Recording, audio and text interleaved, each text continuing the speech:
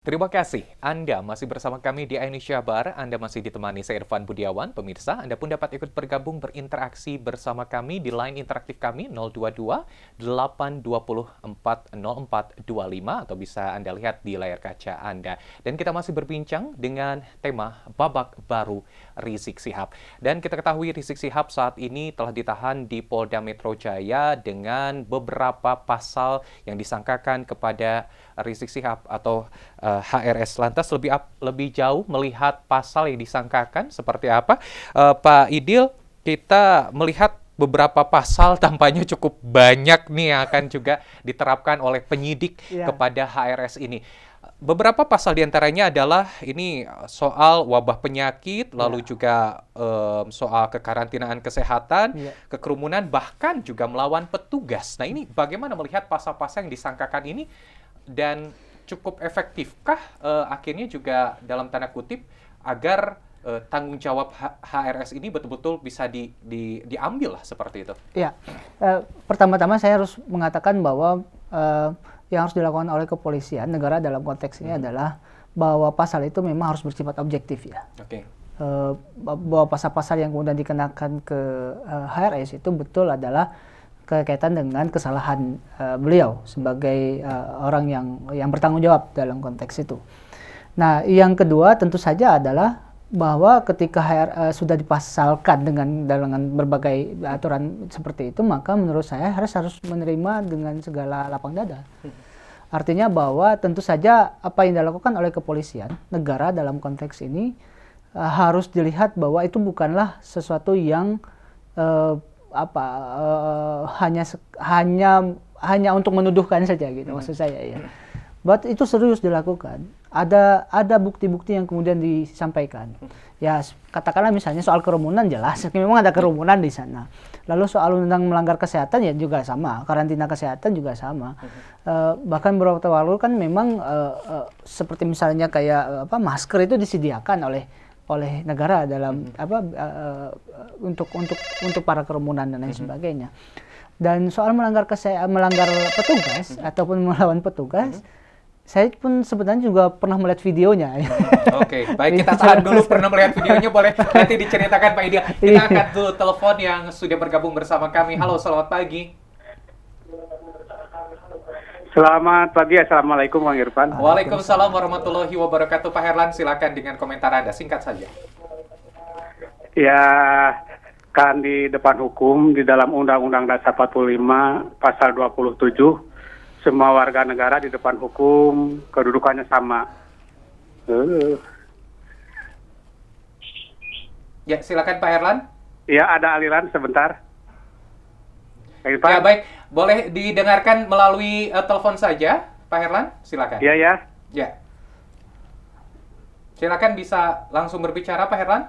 Iya, ya. Sudah masuk? Ya, sudah masuk. Silakan, Pak Herlan. Langsung saja. Ada aliran listrik sebentar, Kang Irfan. Baik. Boleh langsung.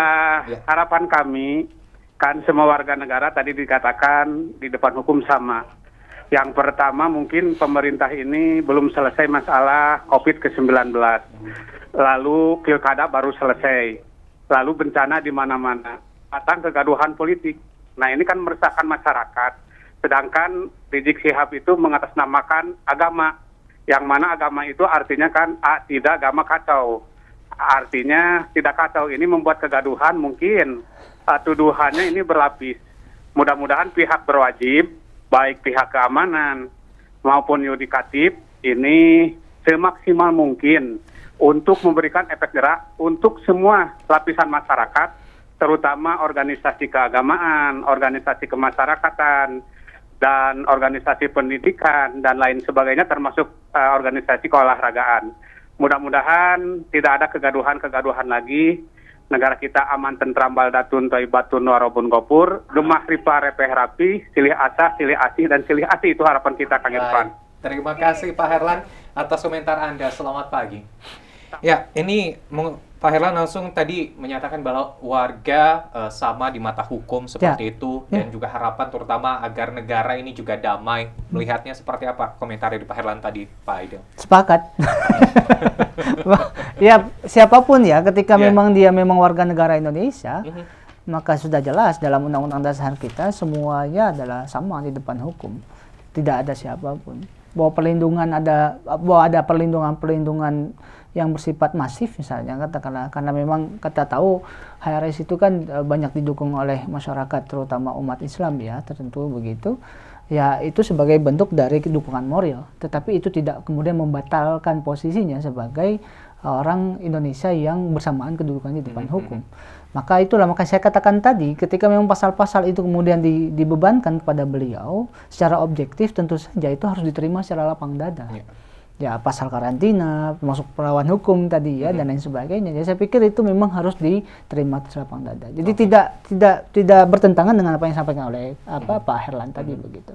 Oke, baik. Lantas tadi menarik juga yang seperti disampaikan Pak Aidil, ini terkait juga pasal 216 KUHP itu melawan petugas. Nah, seperti apa melihat kasus ini? Apakah memang terkait juga kejadian yang sempat terjadi, terutama juga petugas ataupun yang menembak pelaku penyerangan terhadap polisi? Nah, saya memang sempat karena itu beredar di video di WhatsApp ya, terutama sekali terkait dengan bagaimana argumentasi yang memang sifatnya memang lebih ke melawan petugas. Kalau menurut saya mengatakan begitu, ada beberapa juga menyatakan seperti itu. Nah, saya pikir memang ini yang perlu diluruskan dalam konteks bahwa bagaimanapun kalau saya mengatakan bahwa polisi itu kan bekerja dengan prosedur. Polisi bekerja dengan arahan yang memang sudah sesuai dengan konteks SOP yang sudah mereka dapatkan begitu. Nah, itu saja yang menurut saya perlu ditelusuri betul, bahwa untuk apa sebetulnya saya sih mengatakannya untuk apa sebetulnya melawan dalam konteks itu ya, artinya apalagi mengaitkan sesuatu yang memang bukan bagian dari kasus gitu. Kita tahu bahwa memang ada penembakan terhadap 6 anggota FPI, tapi itu kan kasus yang berbeda dengan kasus yang dihadapi oleh Habib Rizik Syihab. Maka seharusnya tidak dikait-kaitkan dengan itu, karena itu sesuatu yang berbeda. Dan apakah kemudian ini juga menjadi menarik, apakah kemudian kasus penembakan 6 itu juga akan melibatkan HRS? Nah, itu juga kan kita belum sampai ke arah sana ya, karena kepolisian juga tidak, kalau saya membacanya belum sampai sejauh ini belum ada itu menyatakan tentang bagaimana proses berkelanjutan dari kasus itu. Oke, baik. Nanti kita lanjutkan kembali perbincangannya Pak Aidil, terutama juga melihat apakah dengan ditangkapnya HRS ini akan hilangkah kerumunan, terutama massa yang mendukungnya, baik itu nanti di persidangan, ini kita juga menjadi pertanyaan besar. Namun pemirsa, kita akan jeda terlebih dahulu, tetaplah bersama kami di iNews Jabar.